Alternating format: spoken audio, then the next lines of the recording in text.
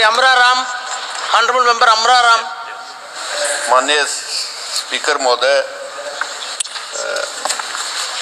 Rail संशोधन bill 2024 पे तय रूप से रेलवे को विकास सबसे महत्वपूर्ण है। तो माल ढुलाई और यात्रा भार को तय रूप से जो विकास होना चाहिए था आज तक नहीं हुआ है, क्योंकि आज भी 80% माल बाई रोड होता है और पैसेंजर भी जिस तरह की हालत हो रही है, मैं समझता हूँ कि आज भी जो विकास जिस तरह से प्रधानमंत्री ग्राम सड़क योजना में इस देश के हर गांव को सड़क से जोड़ा गया है, मैं समझता हूँ हर तहसील हेडक्वार्टर तक को अगर जोड़ते तो बहुत बड़ा माल ढुलाई जो 80% आज बाई रोड जा रहा है वो अगर रेलवे के माध्यम से जाता तो निश्चित रूप से देश का विकास, क्योंकि आज भी 70% ऑयल हमें इंपोर्ट करना पड़ता है।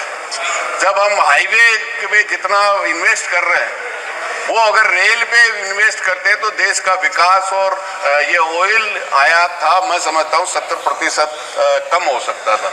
निश्चित रूप से इस पे सबसे बड़ी आवश्यकता है, क्योंकि रेल अगर आपने ट्रैक बिछाया है तो मैं समझता हूँ उसको दोबारा मेंटेन करने में उतना खर्चा नहीं आता जितना अभी दिल्ली बॉम्बे एक्सप्रेस हाईवे बनाया है और अभी 1 साल चालू ये नहीं हुआ और उसको मेंटेनेंस करना पड़ रहा है। मतलब हर तीसरी साल आपको रोड को करना पड़ेगा। इसलिए जो विस्तार निश्चित रूप से जो रेल का विकास होना चाहिए था, जिसमें माल 80% हर तहसील हेडक्वार्टर तक पहुंच जाए और वहां से आम जनता तक पहुंचने का काम हो जाए। और यात्रियों को मैं समझता हूं देश की सरकार को पशु क्रूरता तो दिख रही है लेकिन मानव क्रूरता नहीं दिख रही। इस सदन में बहुत से सदस्यों ने छठ के वक्त, दीपावली के वक्त लोग किस तरह से साधारण डब्बों में टॉयलेट में खड़े होकर के लटक करके किस तरह से सफर करते हैं, आज भी आजादी के 75 साल बाद। मैं समझता हूँ इससे ज्यादा अफसोसजनक बात नहीं हो सकती।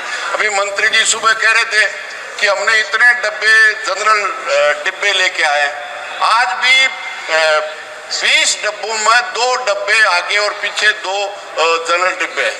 आम आदमी जो 80% लोग हैं वो निश्चित रूप से उससे सफर करते हैं, क्योंकि उनको third AC, second AC, first AC की तो बात ही छोड़ दीजिए, उनमें वो जाने की स्थिति में नहीं है।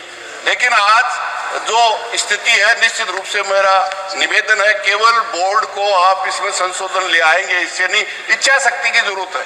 मैं समझता हूँ बिजली पे इलेक्ट्रीफाइड किया है। शेखावाटी वो इलाका है जो सबसे ज्यादा सैनिक इस देश के हर सेना के हर आपके कैंप में मिल जाएगा, हर सैनिक में मिल जाएगा, हर व्यापारी शेखावाटी का हो जाएगा। लेकिन सबके लास्ट में ब्रॉडगेज हुआ है। जब पूरे देश में कोई भी मीटर गेज नहीं रहा उसके बाद में हुआ है। निश्चित रूप से आप देखिए, एक तो आपका आपने express highway Bombay to Delhi बनाया और एक कॉरिडोर बनाया है जयपुर से लेके बॉम्बे तक। मैं समझता हूँ 5 साल में इलेक्ट्रीफाइड भी हो गया और दिल्ली से लेके बॉम्बे तक माल भी जा रहा है, जाना चाहिए। और इसी तरह से माल की ढुलाई में और डिब्बों की व्यवस्था हो, माल ढुलाने के लिए आज व्यवस्था नहीं है।